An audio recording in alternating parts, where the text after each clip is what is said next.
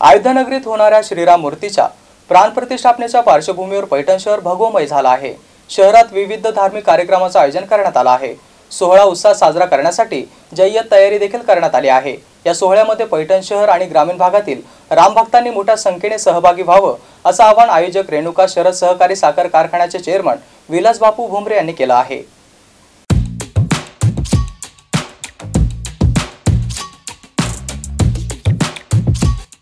पैठण शहरातून उद्या सकाळी 8:30 वाजता खंडोबा चौक ते छत्रपती शिवाजी महाराज पुतळा चौक अशी श्रीरामांची मूर्तीची भव्य शोभायात्रा काढण्यात येणार आहे। या शोभायात्रेसाठी उज्जैन येथील महाकाल वाद्य, नाशिक येथील ढोल पथक यासह शहर ग्रामीण भागातील 600 वारकरी सहभागी होणार आहे। त्यानंतर छत्रपती शिवाजी महाराज चौकात श्रीराम मूर्तीला दुग्धाभिषेक करण्यात येणार आहे।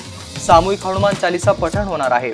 अयोध्या येथील श्रीराम मूर्ती प्राणप्रतिष्ठापना सोहळ्याचे छत्रपती चौकात LED वरती थेट प्रक्षेपण दाखवण्यात येणार आहे। या सर्व कार्यक्रमाची तयारी झाली आहे अशी माहिती विलास भुमरे यांनी दिली आहे। पैठण शहरात छत्रपती शिवाजी महाराज चौकात रामांची भव्य मूर्ती साकारली असून ही प्रतिमा सर्वांचे लक्ष वेधून घेत आहे।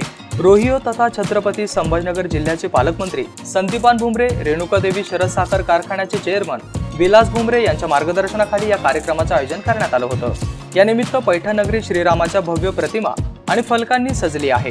यामुळे शहरामध्ये भक्तिमय वातावरण निर्माण झालं आहे। या सोहळ्यासाठी पैठण शहर आणि ग्रामीण भागातील रामभक्तांनी मोठ्या संख्येने सहभागी व्हावे असं आवाहन रेणुकादेवी शरद साखर कारखान्याचे चेअरमन विलास भुमरे यांनी केलं आहे। सोहळ्याच्या पार्श्वभूमीवरती शहरातील मांस विक्री बंद ठेवावी असं आवाहन विलास भुमरे यांनी केल्यानंतर मांस विक्री करणाऱ्या व्यापाऱ्यांनी 1 दिवस मांस विक्री बंद ठेवण्याचा निर्णय घेतला आहे। गौतम बनकर, MCN न्यूज, पैठण।